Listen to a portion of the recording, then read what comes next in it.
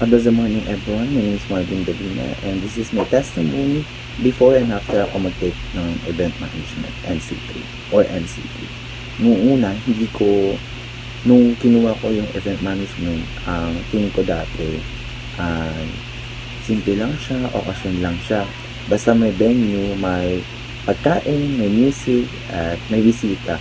Ayun na yun, may event na yun. Akala ko madali lang mag-organize. Hindi ko alam na sobrang dami palang bagay na dapat paghandaan, kinakailangan isipan at ayusin. Hindi ko alam yung tungkol sa planning process. Wala rin akong ideya sa tamang paghahati ng budget, lalo na sa pagkakaroon ng contingency fund para sa mga hindi inaasang pangyayari. Sa totoo lang, hindi ko rin alam kung bakit mahalaga yung mga bagay na gaya ng permit, program flow, or risk management. Kapag may problema, ang mindset ko lang noon ay bahala na si Batman, parang ganun. Pag na-experience ko siya, hindi ko inisip yung backup plan, wala akong preparation, ganun.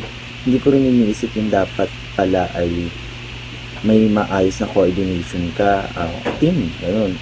Mula sa supplier, staff, hanggang sa simula ng host ng event management or ng program. Kumbaga, wala akong kaalam-alam talaga doon. Kaya bilang isang student na dati nakafocus na sa basta matapos lang tong event, pero ngayon ibang-iba na yung pananaw ko, lalo na sa nung nag-take ako ng event management.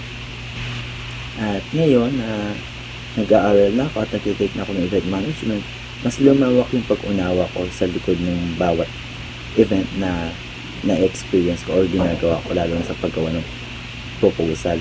Hindi lang pala basta-basta handa o celebration iyon. Isa pala itong maayos na proseso ng pagpaplano, pagsasagawa at pagre-resolba ng mga problema. Natutunan ko kung paano gumawa ng event timeline, kung saan nakalista lahat ng task na kinakailangan tapusin mula umpisa hanggang matapos ang event. Alam ko na kung paano mag-prepare ng event checklist, makipag-coordinate sa mga suppliers at tiyakin walang nakakalimutan mga bagay or kagamitan. Naintindihan ko na rin yung kahalagahan ng contingency fund na noon ay hindi ko naman pinapansin.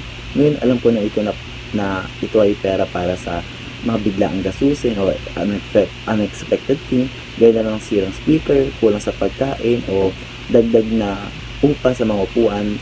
Dati hindi ko iniisip yun, pero ngayon sinasaalang-alang ko na siya para bilang kagamitan talaga na kailanganin namin sa paggawa ng event o pagpaplano. Nalaman ko rin kung paano mag-breakdown ng mga budget, lalo na talaga sa budget, since akala ko dati bara-bara lang talaga siya na magbigay ka lang pera sa management or sa kung kanino napili mong event management is magbigay ka lang ng pera, is yun sila ng bahala. Yun pala hindi.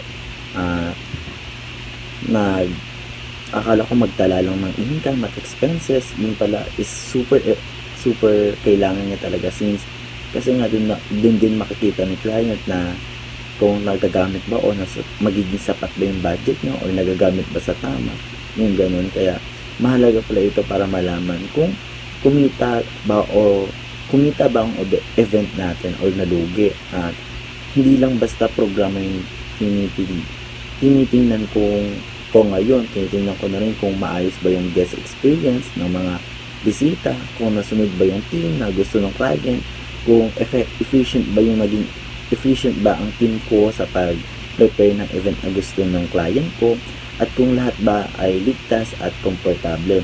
Lalo at higit sa lahat, natutunan ko ang kahalagahan o ang halaga ng communication at teamwork.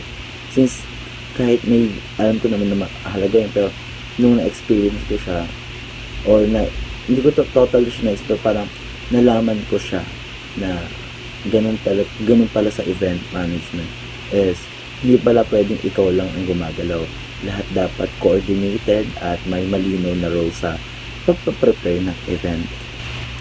Kaya lubos ako nagpapasalamat sa aking trainer na si Ma'am Jinky Cesara Tena dahil sa tiyaga niyang magturo at magpaliwanag ng malinaw.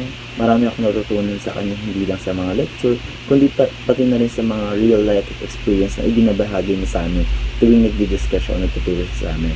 Nagpapasalamat din ako sa paaralan or sa school ng Mindtech sa pagbibigay ng ganitong oportunidad na matuto ako ng skills na hindi lamang pang classroom, kundi pang buhay talaga.